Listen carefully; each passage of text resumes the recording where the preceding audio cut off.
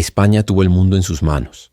En el siglo XVI, ninguna otra nación podía compararse, ni Inglaterra, ni Francia, ni Portugal. Solo una corona controlaba un imperio tan vasto que el sol literalmente nunca se ponía sobre sus dominios. Desde las minas de plata en América hasta los puertos de Manila, España gobernaba sobre medio planeta. Era el centro del poder, la riqueza y la fe. Pero detrás de ese esplendor había una trampa silenciosa. Cuanto más oro llegaba, más profunda se hacía la herida. Las arcas del reino rebosaban, pero el verdadero tesoro se escapaba entre los dedos. Y lo más sorprendente es que la caída del imperio español no fue por falta de riqueza, sino por exceso de ella. Y esto importa hoy, porque lo que destruyó al imperio más poderoso de la tierra sigue repitiéndose en nuestro tiempo. Cada vez que un país, una empresa o una persona confunde dinero con valor, el final es siempre el mismo. Antes de continuar, suscríbete y descubre cómo el dinero y la historia están más conectados con tu presente de lo que imaginas. Cuando España tropezó con el Nuevo Mundo después del año 1492, el destino del planeta cambió para siempre. Lo que comenzó como una expedición impulsada por la fe y la ambición terminó abriendo las puertas a un pozo aparentemente infinito de riquezas. Oro, plata y piedras preciosas comenzaron a llegar desde territorios que los europeos apenas podían imaginar. Tú puedes hacerte una idea. Ningún otro reino, ni siquiera las grandes potencias del continente, podía concebir semejante abundancia. La conquista de México en 1521 no solo derrocó al poderoso imperio azteca, también colocó en manos españolas una de las fuentes de riqueza más codiciadas de la historia, las minas de Zacatecas. Pero aquello fue apenas el comienzo. 10 años más tarde, la conquista de Perú desmanteló el majestuoso imperio inca, revelando un secreto que parecía sacado de un mito. Una montaña tan rica en plata que los cronistas la llamaron la montaña que devora hombres. Esa montaña, conocida como Potosí, se convirtió en el corazón metálico del mundo, un símbolo de poder, ambición y sacrificio. Imagina los siglos que siguieron. Durante más de 100 años, una flota interminable de galeones españoles surcaba los océanos como una auténtica cinta transportadora de tesoros. Cada barco iba repleto de lingotes, monedas, joyas y objetos preciosos que partían desde América rumbo a Europa, transformando la economía global. Entre 1500 y 1650 se calcula que España importó alrededor de 180.000 toneladas de plata y 2.000 toneladas de oro. Piénsalo, eso equivalía a más plata de la que toda Europa había conseguido extraer en los 1000 años anteriores combinados. Ninguna civilización había acumulado tal fortuna en tan poco tiempo. Pero aquel tesoro no solo cambió a España, redibujó el mapa económico y político del planeta. Desde los puertos de Sevilla y Cádiz, los galeones partían hacia el Mediterráneo, el norte de Europa y también hacia el otro extremo del mundo. Las rutas se expandieron hacia el Pacífico hasta llegar a Manila, donde esa plata americana se intercambiaba por sedas, porcelanas y especias procedentes de China. Por primera vez en la historia, el oro de América, los productos de Asia y la ambición europea se unieron en un solo flujo económico. Fue el nacimiento de la primera economía verdaderamente global, y en el corazón de esa red de poder estaba España. Tú puedes imaginarlo, un imperio donde el dinero parecía inagotable, donde cada galeón que zarpaba llevaba el peso de un continente entero. Era el tiempo en que el sol nunca se ponía sobre los dominios españoles, y cada moneda acuñada con plata americana se convertía en símbolo de poder, de expansión y de gloria. Pero como descubrirás más adelante, esa misma abundancia que parecía un regalo del cielo se transformaría en la semilla de su ruina. Para los americanos de hoy hay una sorpresa que casi nadie conoce. Cuando Jamestown, la primera colonia inglesa permanente, fue fundada en el año 1607, apenas era un pantano húmedo donde unos pocos colonos desesperados intentaban sobrevivir al hambre, las enfermedades y los ataques. Mientras ellos luchaban por no desaparecer, al otro lado del continente, la Ciudad de México ya era una metrópoli floreciente. Imagínalo, tenía universidades que formaban a intelectuales, imprentas que difundían ideas y catedrales que desafiaban el cielo con su grandeza. Era una ciudad vibrante, organizada y moderna para su tiempo, y no era la única. Lima, en Perú, se había convertido en una joya del imperio, un centro comercial y cultural que atraía a comerciantes, artistas y eruditos de todo el mundo. San Agustín, en Florida, fundada por España en 1565, fue el primer asentamiento europeo permanente en lo que hoy llamamos Estados Unidos, casi 40 años antes de que los ingleses soñaran con Jamestown. Tú lo escuchas bien. Cuando Inglaterra apenas daba sus primeros pasos coloniales, España ya había levantado ciudades, carreteras, puertos y sistemas administrativos que unían 3 continentes bajo una misma bandera. España no solo estaba por delante, estaba décadas, incluso siglos, más adelantada en su visión de expansión global. Mientras Francia e Inglaterra enviaban expediciones que terminaban en fracaso, España ya había tejido una red que conectaba Europa, América, África y Asia. Era una civilización que exportaba cultura, religión, idioma, arte y poder político a una escala que ninguna otra nación había alcanzado.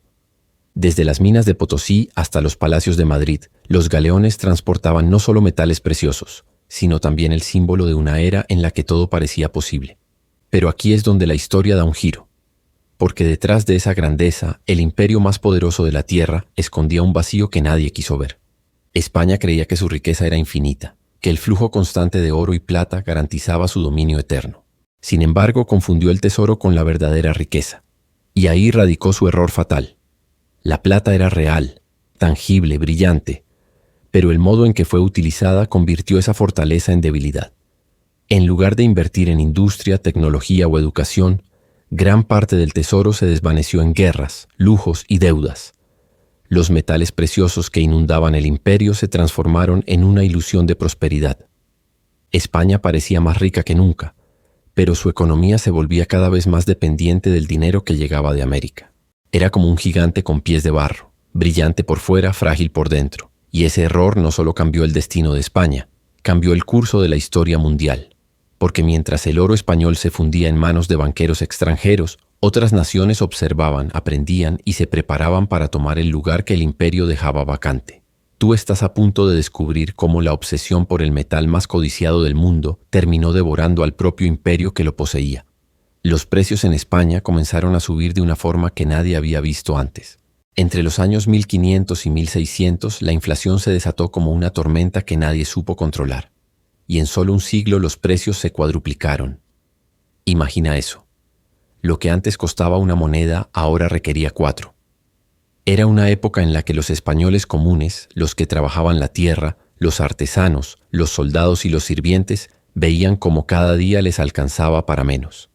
El pan, el vino, la ropa, todo parecía volverse más caro, mientras su nación se sentaba literalmente sobre montañas de plata. Y aquí surge la gran pregunta: ¿cómo puede un país lleno de metales preciosos empobrecerse? Tú lo sabes, el dinero solo mantiene su valor cuando es escaso, cuando la gente confía en él. Pero cuando circula demasiado, cuando cada persona tiene más monedas de las que puede gastar, ese dinero empieza a perder su poder. Y eso fue exactamente lo que sucedió en España. Imagina un pequeño pueblo. El pan cuesta una moneda y todos pueden comprarlo sin problema. De pronto llegan 10 veces más monedas desde América, pero la cantidad de panaderos sigue siendo la misma, y las hogazas también. Los panaderos se dan cuenta de que la gente tiene más dinero en los bolsillos, así que comienzan a subir los precios. El pan pasa a costar 2, luego 3 y finalmente 4 monedas. No porque el pan haya cambiado ni porque tenga más valor, sino porque las monedas que lo compran ahora valen menos. Es el mismo pan, pero un dinero debilitado. Ese fue el destino de España. La abundancia de plata se convirtió en una trampa silenciosa. El metal inundó los mercados, los precios se dispararon y el valor del dinero se desmoronó. Los economistas siglos después lo llamarían la revolución de los precios, el primer gran episodio de inflación global en la historia humana. Fue un fenómeno sin precedentes. Demasiada plata persiguiendo muy pocos bienes. Pero lo más impactante fue cómo esa crisis afectó de manera desigual a la sociedad. Las élites que manejaban la plata, nobles, mercaderes y banqueros, se beneficiaron primero, aprovechando el valor inicial del metal antes de que los precios subieran. Compraron tierras, propiedades y poder mientras aún podían. Pero la gente común, aquellos que vivían de un salario fijo o trabajaban por jornales, fueron los que más sufrieron. Lo que ganaban se evaporaba antes de llegar a fin de mes. Cada día podían comprar menos, aunque en teoría vivían en el país más rico del mundo. La ironía era cruel. Mientras los galeones llegaban repletos de tesoros, el pueblo sentía que tenía menos. España estaba atrapada en una paradoja histórica. Cuanto más metal precioso importaba, más pobre se volvía su población. Era como si cada lingote que llegaba desde América drenara lentamente la prosperidad interna. La plata, que parecía una bendición enviada por Dios, se transformó en veneno. Un veneno dulce, brillante, adictivo, que dio poder al imperio por fuera, pero lo vació por dentro. Lo que debía ser el símbolo de la abundancia se convirtió en la raíz de su fragilidad. Y aunque nadie lo sabía en ese momento, esa fiebre de riqueza sería el inicio del declive de un imperio que había dominado el mundo. Los errores del imperio iban mucho más allá de lo que la mayoría imagina. España, en lugar de invertir su inmensa fortuna en industrias productivas que pudieran sostenerla a largo plazo, la malgastó en lujos y en importaciones extranjeras. Fue una decisión que cambió su destino. Los mercaderes italianos, los comerciantes holandeses y los artesanos alemanes fueron los verdaderos beneficiarios de la riqueza americana. Vendían a España tejidos finos, muebles, armas, joyas, porcelanas, todo tipo de productos de lujo, y a cambio recibían plata recién llegada del otro lado del océano. Mientras el dinero salía de los puertos españoles en todas direcciones, las arcas extranjeras se llenaban. Los galeones llegaban repletos de tesoros desde América, pero en cuanto la plata tocaba tierra, comenzaba su viaje de regreso hacia el norte y el este de Europa. España se había convertido en el mayor consumidor del mundo, un país que compraba casi todo lo que usaba. Sus propias industrias empezaron a morir lentamente, sin apoyo, sin inversión, sin visión. ¿Para qué construir fábricas, redes comerciales o talleres si cada año llegaban los galeones del tesoro? El pensamiento era simple y peligroso. La riqueza estaba garantizada. Bastaba con esperar la siguiente flota. Pero esa mentalidad destruyó la productividad nacional. Las ciudades que alguna vez fueron centros de artesanía y comercio comenzaron a perder actividad. Los obreros abandonaban los talleres. Los jóvenes preferían buscar fortuna en el ejército o en las colonias antes que trabajar en manufactura. España dejó de ser un productor y se transformó en un simple comprador, mientras sus rivales, Inglaterra, Francia y los Países Bajos, reinvertían cada moneda que conseguían. Ellos aprendieron a multiplicar el dinero, mientras España lo gastaba como si fuera infinito. Y la historia se vuelve aún más impactante cuando miras cómo los monarcas españoles decidieron usar esos recursos. La dinastía de los Habsburgo se veía a sí misma como la gran defensora del catolicismo después de la Reforma protestante. Esa misión religiosa, política y moral tenía un costo colosal. El tesoro que llegaba desde México y Perú se convirtió en el combustible de guerras interminables. Cada lingote de plata extraído de las entrañas de América terminaba convertido en cañones, espadas, barcos y soldados.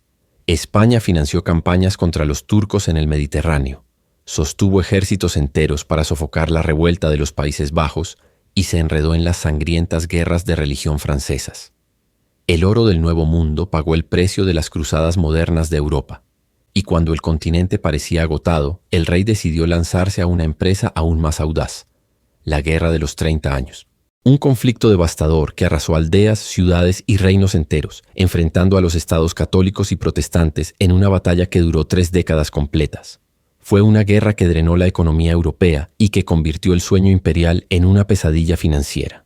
Incluso la legendaria Armada Española, aquella flota colosal enviada en 1588 para derrotar a la Inglaterra protestante, fue alimentada por la plata americana. Era el orgullo del imperio. Más de 100 barcos, miles de hombres y toneladas de armas. Se suponía que sería una victoria gloriosa. Pero cuando el viento cambió y la flota fue destruida, el impacto fue devastador. No solo en el mar, sino también en las cuentas del reino. Cada barco hundido era dinero que jamás regresaría. Cada derrota militar se convertía en una herida abierta en las finanzas del imperio.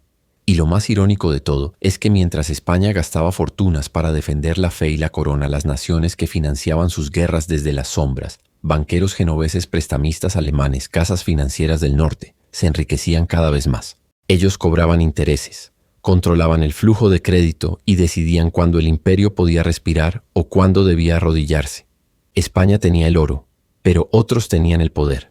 Era un ciclo que se repetía una y otra vez.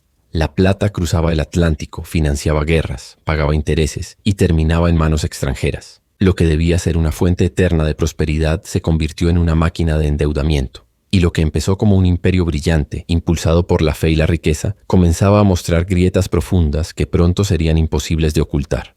Entonces, ¿a dónde fue realmente todo ese oro y esa plata que cruzaron los océanos? La respuesta es tan simple como devastadora. Se desvanecieron en campos de batalla, en barcos y en deudas. España estaba gastando a una velocidad que ningún imperio podía sostener. Cada galeón que llegaba desde América traía un alivio momentáneo, pero antes de que las monedas tocaran el suelo, ya estaban comprometidas.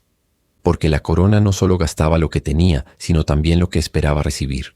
Era como vivir con la certeza de que el próximo tesoro llegaría, y empeñar el futuro antes de que siquiera zarpara del puerto. Las familias de banqueros alemanes, especialmente los Fugger, fueron los primeros en entender la oportunidad. Estos financistas no eran simples prestamistas, eran estrategas del dinero. Adelantaban enormes sumas a la corona española, garantizadas por los envíos futuros de plata americana. En teoría, era una jugada brillante. Las minas de Potosí parecían inagotables, y los galeones cruzaban el Atlántico una y otra vez como si la riqueza fuera eterna. Pero tú y yo sabemos que en la historia, nada dura para siempre. Con el tiempo, los banqueros genoveses reemplazaron a los Fugger, creando un sistema financiero internacional que dependía por completo del flujo de metales preciosos. España se convirtió sin darse cuenta en rehén de sus propios acreedores. Cada lingote extraído en América tenía dueño antes de llegar a Sevilla. Las flotas estaban cargadas no solo de metales, sino también de promesas, de compromisos y de deudas que crecían como una sombra sobre el imperio. Y cuando algo salía mal, una tormenta en el Caribe, un ataque de piratas ingleses o un retraso en el transporte, el castillo de naipes se tambaleaba. Si una flota se hundía o se demoraba unos meses, el efecto era inmediato. Los pagos se detenían, los intereses crecían y el crédito del imperio se desplomaba. España, el país más rico del planeta, comenzaba a declarar bancarrota como si fuera un comerciante quebrado. Entre el año 1557 y el año 1607, España cayó en default 4 veces. 4 veces en un solo siglo. Imagínalo. El imperio más poderoso del mundo, dueño de minas, de ejércitos y de territorios infinitos, admitiendo una y otra vez que no podía pagar sus deudas. 1557, 1575, 1596 y 1607. Cada una de esas fechas marcó una nueva humillación, una nueva herida para el orgullo español. Los banqueros, sin embargo, salían ilesos. Ellos renegociaban, cobraban intereses más altos y tomaban control sobre más activos. España se endeudaba con su propio futuro, hipotecaba sus flotas y entregaba su independencia financiera a manos extranjeras. Cada nuevo préstamo era una cadena más que la ataba al poder invisible del crédito internacional. Tú puedes imaginar la ironía. Un imperio que dominaba continentes enteros, que había traído el oro del otro lado del mundo, que había construido catedrales, universidades y flotas colosales. Y aún así, no tenía liquidez. Era como un gigante dorado, brillante por fuera, pero vacío por dentro. Su riqueza estaba en tránsito, su prosperidad en manos ajenas. Esa fue la tragedia del oro español. Un flujo constante de tesoros que nunca se quedaban. Cada galeón que llegaba desde América alimentaba un ciclo que parecía no tener fin. Extraer, gastar, pedir prestado, repetir. Y con cada bancarrota, el prestigio del imperio se debilitaba un poco más. Lo que alguna vez fue símbolo de poder se estaba convirtiendo en un recordatorio de su fragilidad. Al final, el oro y la plata que debieron sostener el reino se convirtieron en su condena. Lo que parecía una fuente eterna de riqueza resultó ser una trampa, una ilusión brillante que devoró la base misma del poder español. España creía poseer el mundo, pero en realidad eran los banqueros los que poseían a España. Y en medio de este frágil castillo financiero que España había levantado sobre metales y deudas, aparecieron ellos, los piratas. Pero olvida la imagen romántica de los bandidos del mar buscando aventuras. Estos hombres eran mucho más que eso. Eran instrumentos de guerra económica, piezas cuidadosamente colocadas en un tablero donde cada galeón hundido podía alterar el destino de un imperio. Inglaterra y los Países Bajos entendieron antes que nadie que si atacabas las flotas del tesoro, no solo te quedabas con los lingotes, también hacías tambalear el corazón financiero de España. Tú puedes imaginarlo. Cada barco español que zarpaba desde América hacia Sevilla llevaba mucho más que oro y plata. Llevaba promesas, préstamos, compromisos con banqueros europeos y la ilusión de estabilidad de toda una nación. Si uno de esos barcos desaparecía bajo las olas, las consecuencias se sentían en cada rincón del continente. Era como si una sola tormenta pudiera hundir el crédito del imperio entero. Francis Drake lo entendió mejor que nadie. A finales de la década de 1580, este marino inglés, respaldado en secreto por la reina Isabel, emprendió una expedición que cambiaría el equilibrio mundial. Dio la vuelta al planeta saqueando puertos y galeones españoles en cada océano. Cuando regresó a Inglaterra, lo hizo con un botín tan inmenso que equivalía, él solo, a la mitad de todos los ingresos anuales del reino. Medio año fiscal de Inglaterra, robado directamente de las arcas de España. Y con ese oro robado, Inglaterra construyó más barcos, más cañones y más poder. Cada tesoro saqueado era una inversión en su futuro imperio. Pero el golpe más humillante llegó décadas después. En 1628, un corsario holandés llamado Piet Hein interceptó frente a las costas de Cuba una flota del tesoro española completa. No un solo barco, sino toda una armada cargada de lingotes, joyas y monedas. 11 millones de florines en plata fueron capturados en un solo día. Para los Países Bajos fue un triunfo colosal. Para España, una herida mortal. Ese único golpe casi derrumbó otra vez las finanzas del imperio. Cada vez que una flota era atacada o se perdía en una tormenta, no se trataba solo de un mal día en el mar. Era una catástrofe financiera en tiempo real, porque España había hipotecado el tesoro del mañana. Cada cargamento estaba comprometido antes de llegar. Y cuando los piratas lo arrebataban, los acreedores de toda Europa se quedaban sin cobrar, las tasas de interés se disparaban y el crédito imperial colapsaba como un castillo de arena. Los mares del Caribe y el Atlántico se convirtieron en el verdadero campo de batalla de la economía global. Los cañones que tronaban entre galeones y fragatas eran la banda sonora de una guerra invisible, la lucha por el control del dinero. España, confiada en su gloria pasada, seguía enviando sus flotas repletas de tesoros, mientras sus enemigos hacían algo que cambiaría la historia. Inglaterra y los Países Bajos usaron la plata capturada para construir el futuro. Con esos recursos financiaron nuevas armadas, fundaron bancos, impulsaron sus compañías comerciales y sembraron las raíces de sus imperios coloniales. Cada lingote robado a España se transformó en un ladrillo de poder británico u holandés. Reinvirtieron cada moneda con una visión que los españoles habían perdido. Y así, el salvavidas de España, su fuente de orgullo y de riqueza, terminó siendo su talón de Aquiles. Lo que debía mantener al imperio a flote se convirtió en el peso que lo arrastró hacia el fondo. Mientras las tormentas y los corsarios se llevaban sus tesoros, sus enemigos construían los cimientos del mundo moderno. Y el sol, aquel que se decía que nunca se ponía sobre el imperio español, comenzaba lentamente a ponerse. Los gobernantes de España tuvieron en sus manos una oportunidad que pocas naciones en la historia han tenido. La llegada masiva de oro y plata desde América pudo haber sido el punto de partida para construir una economía fuerte, moderna y autosuficiente. Con semejante abundancia, podrían haber impulsado industrias locales, promovido la innovación tecnológica, desarrollado rutas comerciales sostenibles y creado un sistema fiscal equitativo que distribuyera la riqueza entre todos los niveles de la sociedad. Imagina el poder transformador que habría tenido si esos recursos se hubieran invertido en educación, en agricultura, en manufactura o en infraestructura. España pudo haber liderado el nacimiento de la economía moderna, pero eligió otro camino. Los monarcas trataron la plata como si fuera un manantial infinito, una fuente que jamás se agotaría. Y en esa ilusión cayó la trampa más peligrosa de todas, la adicción a la deuda. Desde mediados del siglo XVI, los reyes comenzaron a gastar más de lo que recibían, pidiendo préstamos gigantescos contra el dinero que aún estaba por llegar desde América. No solo gastaban el presente, también hipotecaban el futuro. Las dinastías bancarias alemanas, como los Fugger y más tarde los poderosos banqueros genoveses, vieron en esto una oportunidad dorada. Prestaban enormes sumas de dinero a la corona a cambio de derechos sobre los futuros envíos de tesoros. Era un juego financiero de alto riesgo, una especie de apuesta imperial. Cuando las flotas llegaran a Sevilla cargadas de plata, los préstamos se pagarían y el ciclo se repetiría una y otra vez. Pero este sistema tenía un defecto fatal. Todo dependía de que las flotas llegaran sanas y salvas. Bastaba con una tormenta, un ataque de piratas o un retraso para que todo el castillo de deudas se viniera abajo. Y eso fue exactamente lo que sucedió. España comenzó a suspender pagos. En el año 1557, el imperio más rico de la tierra declaró su primera bancarrota. 18 años después volvió a hacerlo en 1575, luego en 1596 y finalmente en 1607, 4 bancarrotas en tan solo medio siglo. Imagínalo, el reino más poderoso del planeta, sentado sobre más tesoro que cualquier otro en la historia, reconociendo una y otra vez ante sus acreedores que no podía pagar sus deudas.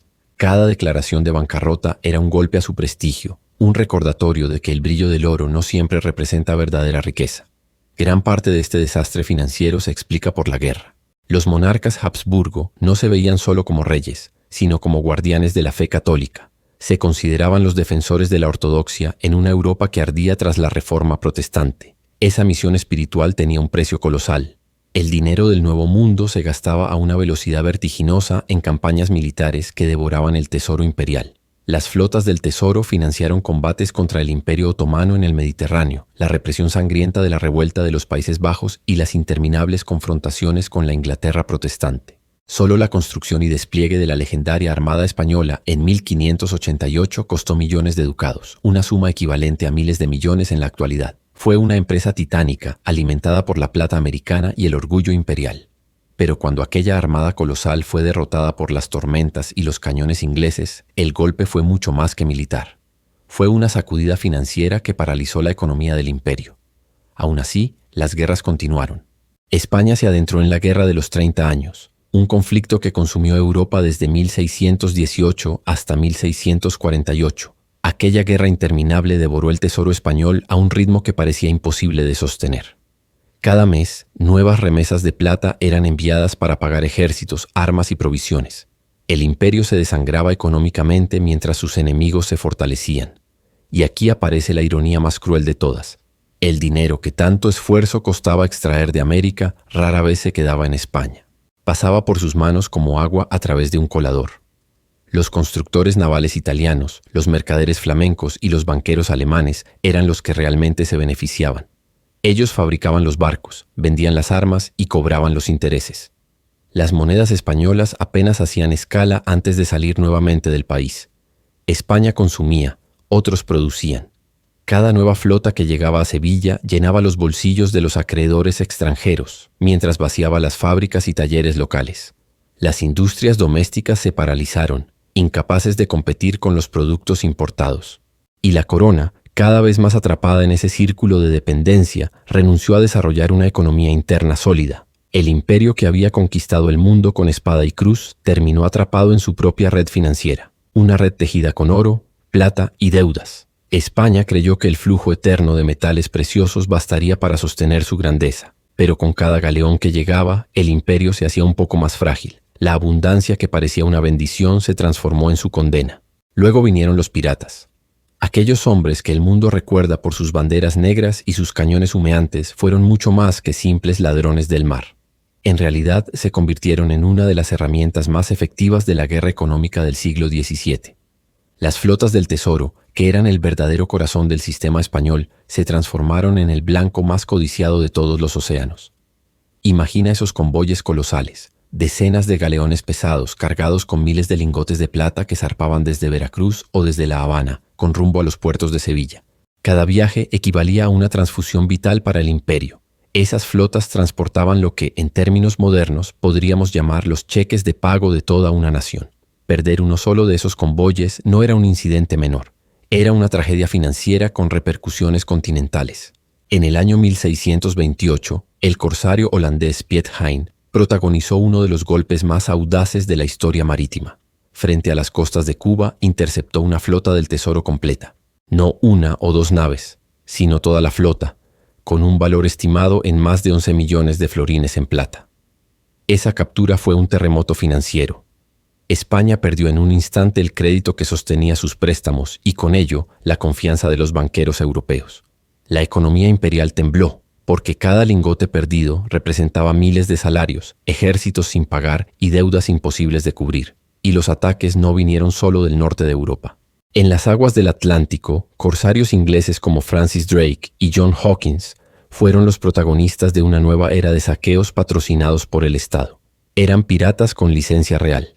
La propia reina Isabel de Inglaterra los respaldaba, convirtiendo la piratería en una política de Estado. Cada galeón capturado por estos corsarios no era un simple acto de pillaje, era una maniobra calculada para desangrar la economía de España. Inglaterra entendió algo fundamental. Destruir un galeón español equivalía a destruir semanas, meses, incluso años de estabilidad financiera. Tú puedes imaginar el impacto. Cada vez que un galeón caía, los mercados en Ámsterdam o en Génova entraban en pánico. Los acreedores temían no recuperar su dinero. Los intereses subían, los préstamos se detenían y la maquinaria económica del imperio quedaba paralizada. Inglaterra y los Países Bajos, por su parte, usaban el botín para construir su propio futuro, Reinvirtieron la plata robada en nuevas armadas, en sistemas bancarios y en las primeras grandes compañías comerciales. De esa reinversión nacieron gigantes como la Compañía de las Indias Orientales. Lo que antes era el tesoro de España se convirtió en el combustible del auge inglés y neerlandés. Mientras tanto, el imperio español se volvía cada vez más dependiente de sus flotas del tesoro. Esa dependencia fue su mayor error. Otras potencias comprendieron la importancia de diversificar. Inglaterra y la República Holandesa expandieron su riqueza mediante redes comerciales, agricultura, manufactura y finanzas. Construyeron economías flexibles, capaces de resistir pérdidas. España, en cambio, apostó todo a los lingotes. Cuando una flota llegaba sana y salva, el sistema respiraba. Se pagaban deudas, se compraban suministros y el ciclo continuaba tambaleante. Pero cuando una flota se perdía, todo se derrumbaba. La corona entraba en crisis, se suspendían pagos y se pedían préstamos desesperados para tapar agujeros que crecían sin parar. Los piratas no solo se llevaban oro y plata. Con cada abordaje arrancaban un ladrillo de los cimientos del imperio español. Detrás de cada galeón hundido había un ejército sin recursos, una provincia empobrecida y un campesino pagando más impuestos. España, que alguna vez había parecido invencible, se estaba volviendo frágil, dependiente y endeudada. A comienzos del siglo XVII, el mapa del mundo aún mostraba el dominio español en todos los continentes. Desde Filipinas hasta México, desde Nápoles hasta Lima, la bandera del imperio ondeaba sobre medio planeta. Los reyes seguían viviendo rodeados de lujos, los palacios brillaban y las catedrales rebosaban de tesoros traídos del otro lado del océano. Pero todo ese esplendor era una ilusión. El imperio estaba hueco por dentro.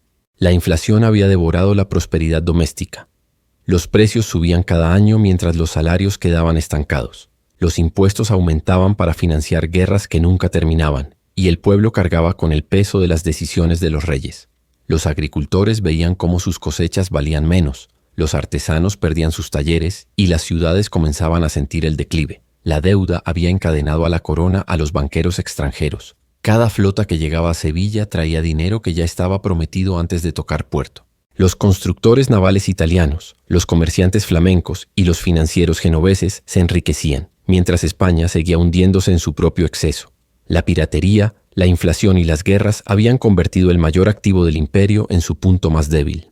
Para el ciudadano común, la riqueza se volvió una ilusión cruel. Vivían en la nación más rica del mundo, pero sentían pobreza en carne propia. Cada hogaza de pan costaba más, cada prenda de ropa se hacía inalcanzable y cada nuevo impuesto vaciaba sus bolsillos. El imperio más vasto de la tierra se estaba devorando a sí mismo. El oro que había conquistado medio planeta estaba destruyendo el corazón de la nación que lo poseía. Mientras España se tambaleaba bajo el peso de su propio tesoro, el resto del mundo observaba con atención. En silencio, otras potencias europeas estudiaban sus errores y aprendían de ellos. Los ingleses, los holandeses y más tarde los franceses comprendieron una verdad que cambiaría para siempre el rumbo de la historia. Los lingotes por sí solos no construyen un imperio duradero. El oro puede comprar poder, pero no garantiza progreso. La plata puede llenar cofres, pero no crea prosperidad real. España había demostrado que la abundancia sin estrategia es solo otra forma de debilidad. El sistema español se sostenía en una estructura simple y peligrosa: extracción, tributo y envío. Las minas en América eran su corazón. Las flotas del tesoro, sus arterias. Todo el modelo económico estaba diseñado para extraer recursos y canalizarlos hacia la metrópoli. Las colonias existían únicamente para alimentar a la madre patria, no para florecer por sí mismas. América Latina fue tratada como una fuente inagotable de metales preciosos, y eso selló su destino. Era un modelo basado en el saqueo, no en la producción. Mientras tanto, otras potencias decidieron construir algo diferente. Gran Bretaña, que observaba desde el norte, entendió que un imperio basado solo en lo que extrae, tarde o temprano se agota, así que apostó por un modelo que generara valor de manera constante. Sus colonias en América del Norte no estaban repletas de oro ni de plata, pero producían algo aún más importante: recursos sostenibles. Cultivaban tabaco, caña de azúcar, algodón, trigo y madera, bienes que podían comerciarse, procesarse y multiplicarse. Esos productos alimentaban la industria, la manufactura y el comercio, generando una riqueza que se expandía en ciclos.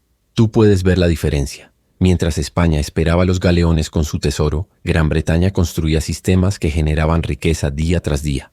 No necesitaban una flota milagrosa que llegara desde ultramar, porque habían diseñado un modelo que funcionaba incluso en tiempos de guerra, y lo hicieron con visión. En lugar de depender del azar del mar, crearon estructuras financieras sólidas.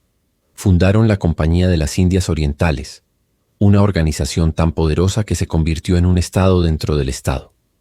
Desde Londres se financiaban expediciones, se comerciaba con Asia y se controlaban rutas marítimas que conectaban los 5 continentes.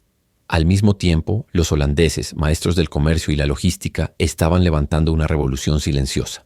En Ámsterdam, los mercaderes crearon algo que cambiaría el mundo: la primera bolsa de valores. Allí se podía invertir, negociar, financiar flotas y compartir riesgos.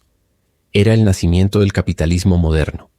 Su armada, una de las más disciplinadas de Europa, ya no servía únicamente para pelear batallas, sino para proteger el comercio global. Cada barco era una herramienta de negocio, cada puerto una oportunidad.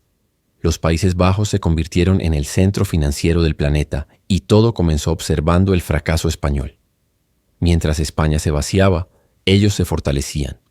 Cada pieza de plata capturada por la piratería o recibida a través del comercio era reinvertida con inteligencia. En lugar de acumular el metal en cofres, lo transformaban en infraestructura, en manufacturas, en innovación. La plata española, aquella que había cruzado el Atlántico bajo banderas rojas y doradas, terminó financiando los cimientos del poder de sus enemigos. Y ahí radica la diferencia crucial.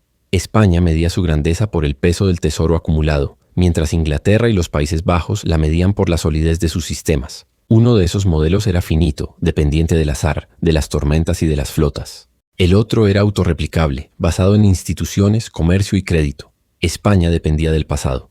Sus rivales invertían en el futuro. La historia demostró cuál de los dos caminos perdura. La riqueza que España acumuló en un siglo se desvaneció en el viento. En cambio, el sistema que Inglaterra y los Países Bajos construyeron sentó las bases de un nuevo orden mundial: el capitalismo, la banca moderna y el comercio global. Y mientras el imperio español se hundía en deudas, inflación y nostalgia, sus rivales aprendían la lección más importante. La verdadera riqueza no se mide en lingotes, sino en la capacidad de crear valor una y otra vez. A mediados del siglo XVII, el declive de España ya era evidente para todos. El brillo que alguna vez había cegado al mundo comenzaba a apagarse lentamente. La poderosa armada que había dominado los mares y proyectado el poder español desde el Caribe hasta el Canal de la Mancha, ahora era apenas una sombra de lo que fue. Los astilleros se vaciaban, las flotas se reducían y los marinos veteranos luchaban con recursos escasos. La inflación, la deuda y las bancarrotas habían corroído la confianza en la corona, y lo que antes se consideraba una promesa divina de prosperidad se transformaba en una carga imposible de sostener. Las repetidas suspensiones de pagos destruyeron la credibilidad del imperio. Los banqueros europeos que antes competían por prestarle dinero a la monarquía, ahora lo hacían con cautela o lo evitaban por completo. El oro y la plata que habían inundado Europa durante un siglo se dispersaron por otros mercados, dejando a España atrapada en su propio vacío financiero. La Guerra de los 30 años, aquel conflicto devastador que se extendió desde 1618 hasta 1648, agotó lo poco que quedaba en las arcas reales. Cada batalla, cada campaña militar representaba un drenaje constante de dinero y hombres. Los impuestos se elevaron hasta límites insostenibles y el pueblo comenzó a sentir el peso de un imperio que se derrumbaba desde dentro. Mientras tanto, los antiguos súbditos y enemigos del imperio prosperaban. La República Holandesa, que había peleado por su independencia durante décadas, emergió triunfante. No solo logró liberarse de la dominación española, sino que además construyó un imperio comercial basado en la eficiencia, la banca y el comercio marítimo. Su red de rutas comerciales se extendía por África, Asia y América, moviendo mercancías y dinero con una precisión que el mundo jamás había visto. Lo que España había perdido en control, los Países Bajos lo ganaron en ingenio. Inglaterra, por su parte, se transformó en la nueva potencia marítima. Su marina crecía cada año, sus astilleros producían barcos más modernos y su sistema bancario se volvía cada vez más sofisticado. Londres comenzaba a convertirse en el corazón financiero del mundo. Allí, los préstamos, las inversiones y los seguros creaban una estructura que permitía financiar guerras, explorar territorios y sostener el crecimiento económico sin depender de los tesoros del mar. Mientras España apostaba todo a los lingotes, Inglaterra apostaba al sistema. Y esa diferencia lo cambió todo. España todavía conservaba un imperio inmenso en los mapas, pero carecía del músculo financiero para defenderlo o desarrollarlo. Los territorios se mantenían más por inercia que por fuerza.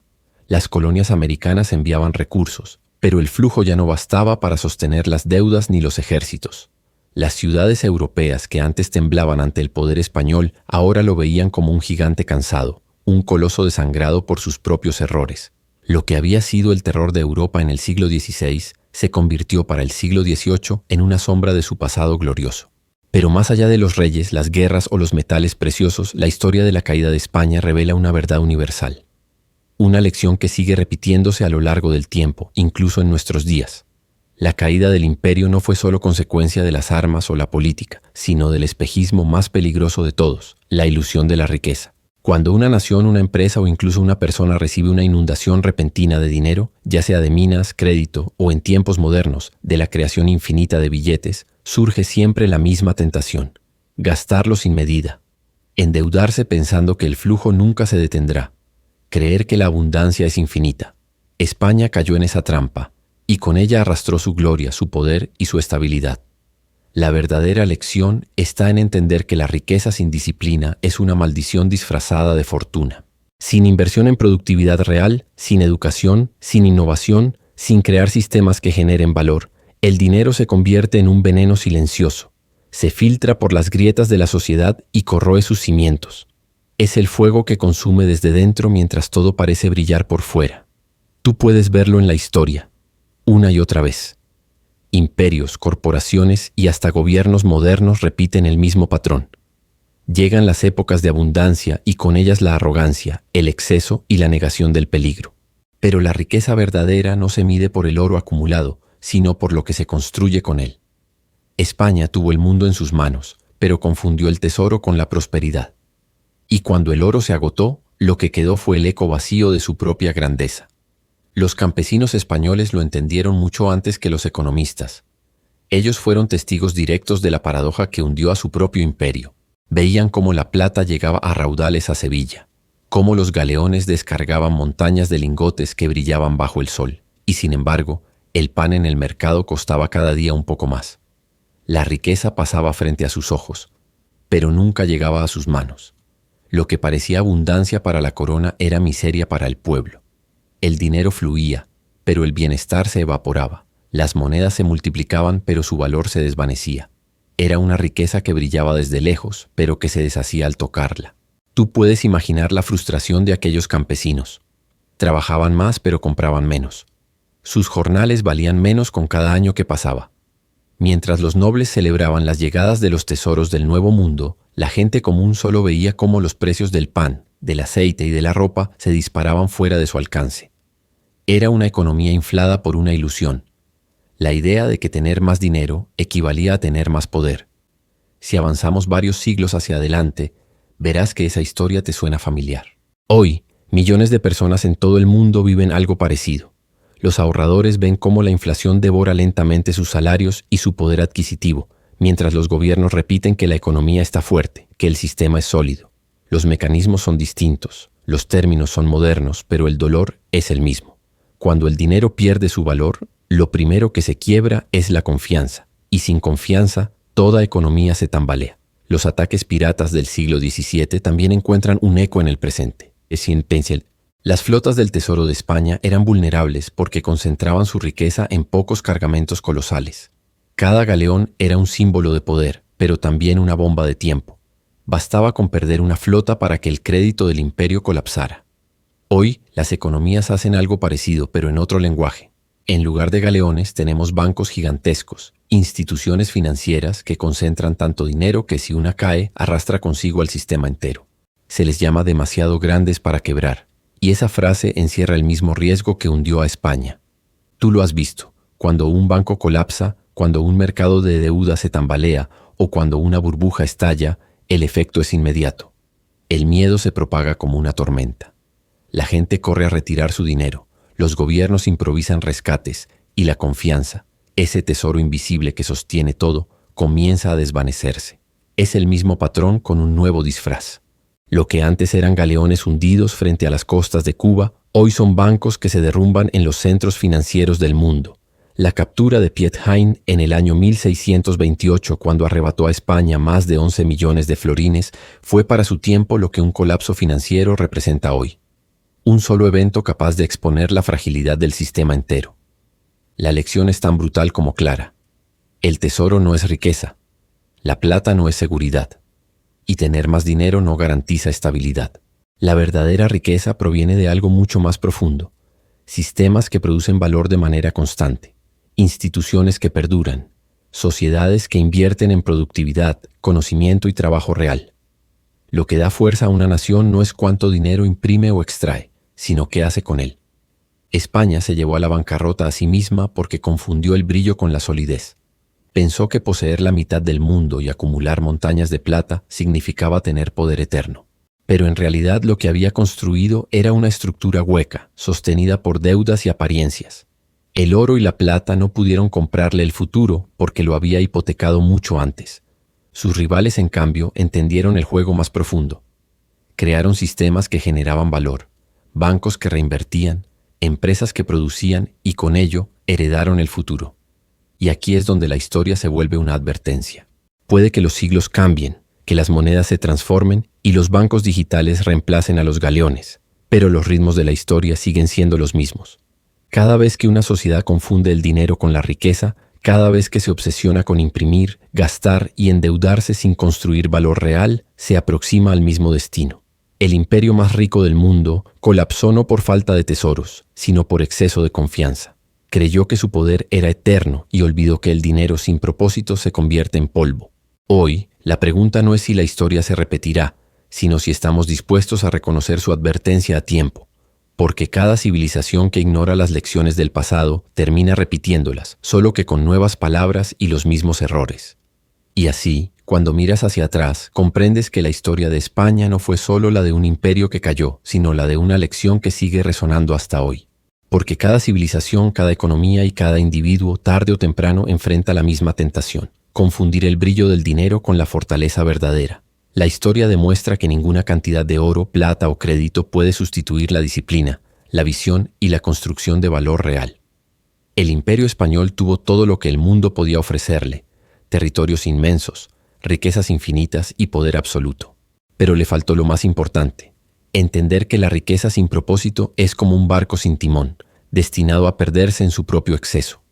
Y esa es una lección que siglos después sigue vigente para nosotros. Cada crisis financiera, cada colapso económico, cada burbuja que estalla repite los ecos de aquel mismo error.